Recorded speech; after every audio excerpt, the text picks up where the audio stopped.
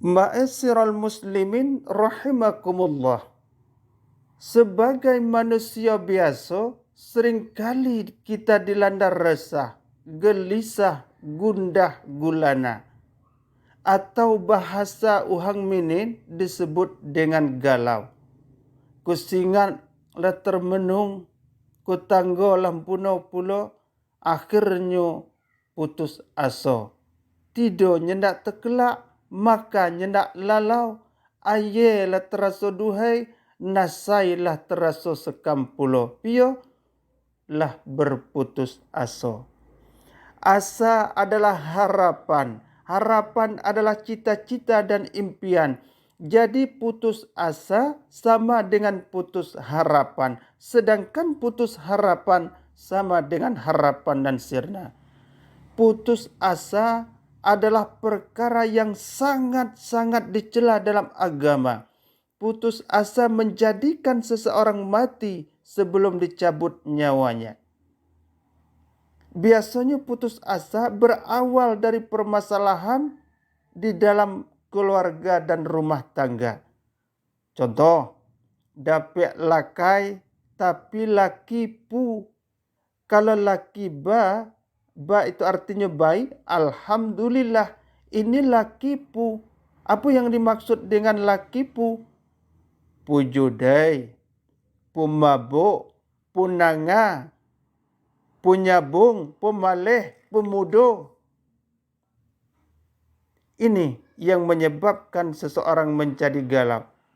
Kemudian di sisi yang lain, seorang anak yang harus bisa memberikan kebahagiaan kepada keluarga, dipercaya pula dengan betino sekolah, dikontrak rumah, unda dibagi, laptop dibeli, sampainya bisa duduk di bangku perkuliahan, berpuluh-puluh juta uang yang dihabiskan. Tahu-tahu masuk pulau angin Jambai, angin Padeh, angin Jakarta, angin segala macam angin. Tak temat juga kuliahnya. Kemudian dipinjam pula uang dengan koperasi. Dia buat paspor. Maknya berangkat dulu. Harapanlah dapat maknya gawe. Bapak pula berangkat ke Malaysia. Lom lanyo sampai abah pisah. Maknya berangkat. Kelih Facebook. Dikimak pula WhatsApp. Kirulah butuka pula induk sema. Lah pengantin barau pula mak anak.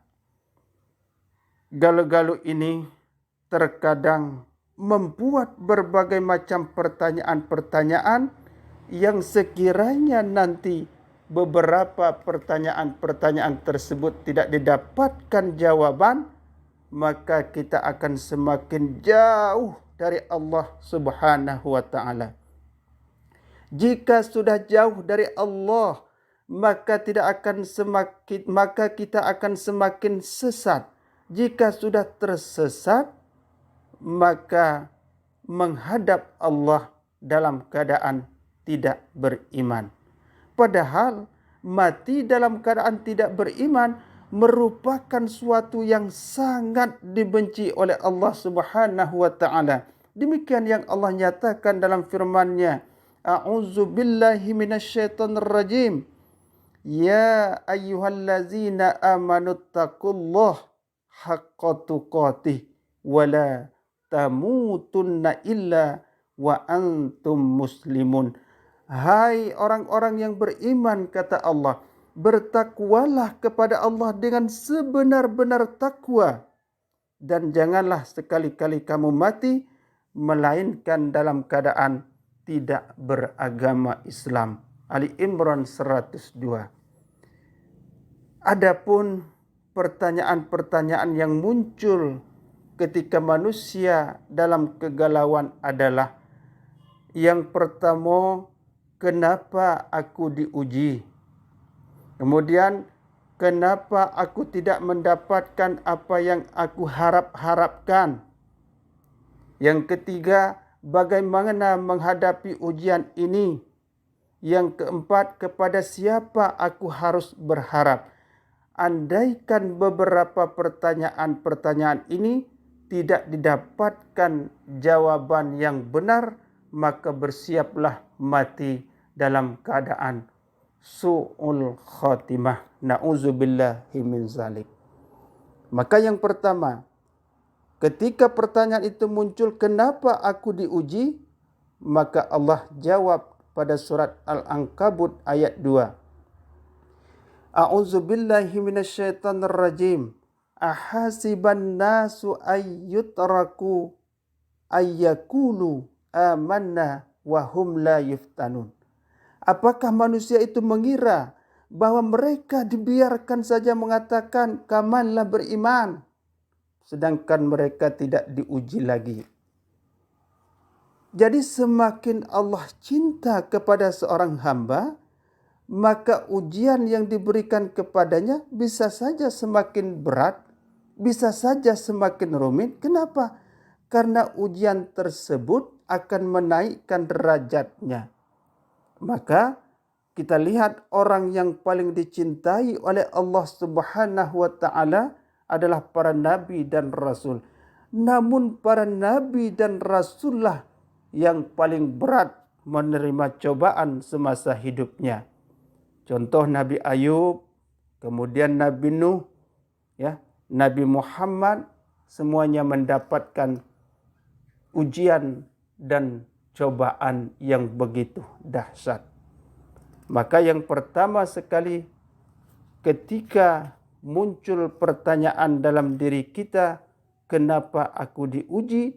Jawabannya adalah Allah sedang ingin menaikkan derajat kita di hadapannya, karena Allah cinta dan sayang kepada kita. Kemudian yang kedua, ketika dalam kegalauan muncul pertanyaan, kenapa aku tidak mendapatkan apa yang aku harapkan, apa yang aku cita-citakan, apa yang aku idam-idamkan? Maka Allah jawab pada surat Al-Baqarah 216. A'udzubillahi minasyaitonir rajim. Wa asa an takrahu syai'a wa huwa khairul lakum. Wa asa an tuhibbu syai'a wa huwa syarrul lakum. Wallahu ya'lamu wa antum la ta'lamun. Boleh jadi, kata Allah, kamu membenci sesuatu padahal ia amat baik bagimu. Dan boleh jadi pula kamu menyukai sesuatu itu padahal dia amat buruk bagimu. Allah Maha mengetahui sedangkan kamu tidak mengetahui. Al-Baqarah 216. Ma'asyiral muslimin rahimakumullah. Dengan demikian, tidak semestinya apa yang kita harapkan diberikan oleh Allah. Kenapa? Karena Allah tahu kemampuan dan kualitas kita di saat menerima apa yang kita harapkan. Bisa jadi ketika kita mengharapkan sesuatu, Allah tidak memberikannya karena Allah tahu nanti apabila sesuatu itu diberikan, maka kita akan hanyut dalam kezaliman. Maka tidak Allah berikan itu. Kenapa? Baik menurut kita, belum tentu baik menurut Allah. Kemudian yang berikutnya, ketika kita berada dalam kegalauan, maka muncul pertanyaan, bagaimana menghadapi cobaan ini? Maka Allah jawab, A'udzubillahi minasyaitonir rajim. Bismillahirrahmanirrahim. Wasta'inu bis-sabri was-salah wa innaha lakabiratun illa 'alal khashi'in. Jadikanlah sabar dan solat, kata Allah, sebagai penolongmu, dan sesungguhnya yang demikian itu sungguh berat kecuali bagi orang-orang yang khusyuk. Maka dengan demikian, ketika kita menghadapi banyak macam cobaan ujian yang terkadang kita sendiri remuk, suntuk, maka basuhlah muka kita. Kemudian ambillah wudu. Kemudian bentangkan sajadah. Solatlah, mintakan di dalam solat kita solusi terbaik terhadap permasalahan yang kita hadapi, supaya kita dihindarkan dari hal-hal yang dapat mengantarkan kita kepada yang tidak diredai oleh Allah Subhanahu wa ta'ala. Ma'asyiral muslimin rahimakumullah. Kemudian ketika kita berada dalam kegalauan, timbul pertanyaan, kepada siapa aku harus berharap? Maka di dalam solat kita ada satu doa yang terus kita lapaskan kepada Allah, yaitu surat Al-Fatihah. Pada ayat yang kelima Allah mengatakan, A'udzubillahi minasyaitonirrajim, Iyyaka na'budu wa iyyaka nasta'in.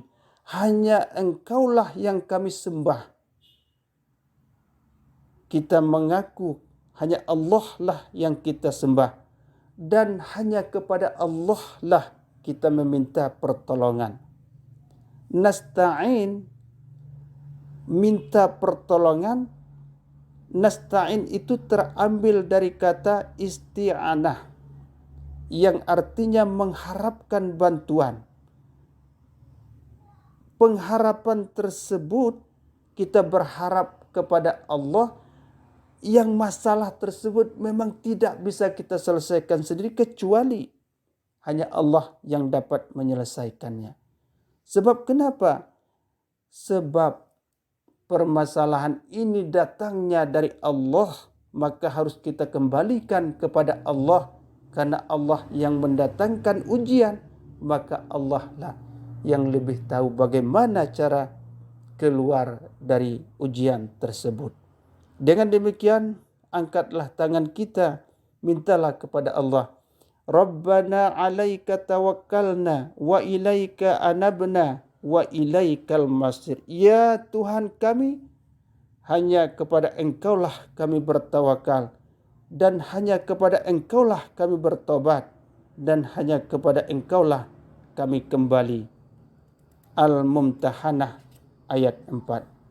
Dengan demikian, ma'asyiral muslimin rahimakumullah, jika kita dalam keadaan galau, jika kita dalam keadaan bermasalah, janganlah pernah curhat kepada Facebook. Janganlah pernah curhat kepada jiran tetangga yang menanti-nanti kehancuran rumah tanggamu terkadang. Dan janganlah curhat kepada seseorang yang menanti kehancuran rumah tanggamu. Tapi ketika kamu ditimpa permasalahan dan ujian, maka basuhlah mukamu, bentangkan sajadahmu, berharaplah kepada Allah Subhanahu wa ta'ala. Karena Allah yang mendatangkan ujian, maka Allah yang lebih tahu sebaik-baik jawaban atas ujian tersebut. Semoga bermanfaat bagi kita semua. Wassalamualaikum warahmatullahi wabarakatuh.